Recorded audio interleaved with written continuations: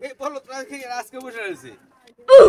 এই এই নীরব, তুমি বলো তো, এই যে স্বর্ণের মুদ্রার দাম বেশি না রূপার মুদ্রার দাম বেশি? রূপার মুদ্রার দাম বেশি। বলদ বলে কি? হ্যাঁ, বলদ বলে কি সোনার মুদ্রার বলে দাম রূপার মুদ্রার বলে দাম বেশি? হ্যাঁ, ঠিক আছে, তোমাকে আমি একটা রূপার মুদ্রাই দিয়ে যাই। আজকে তোমার রূপার মুদ্রা ধরো, তুমি তুমি সোনার মুদ্রা তুমি নিতে পারবে না। তুমি তুমি বলো রূপার মুদ্রার দাম বেশি, কয় কি রে? বলো। চলো চলো চলো। গাড়ি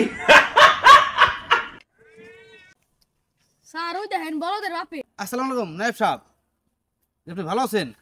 এই এই মনাল সাহেব, কি অবস্থা? ওয়ালাইকুম আসসালাম। আর তোমার ছেলেটা না পুরো একটা বলদ। একটা বলদ। আপনি এত চালাক লোক, আপনার ছেলে এরকম বলদ হলো কি করে?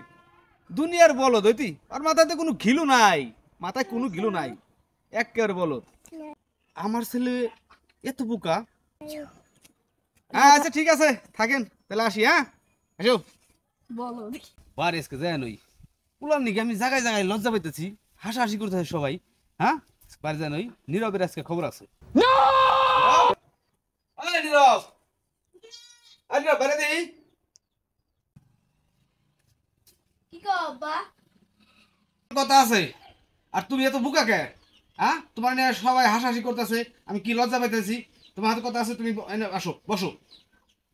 আচ্ছা নীরব, তোমার আমি একটা প্রশ্ন করি, বলো তো, স্বর্ণের মুদ্রার দাম বেশি না রূপার মুদ্রার দাম বেশি? ও আব্বা এই কথা, তাহলে আমি তোমার সবকিছু খুলে বলতাছি। নায়ক মশাই প্রতিদিনই বাজারে আসে, এসে আমার এক হাতে সোনা মুদ্রা দেয় আর এক হাতে রূপার মুদ্রা দেয়, দিয়ে বলে যে বলতো কোনটার মূল্য বেশি। আমি তখন বলি যে রূপার মুদ্রার দাম বেশি।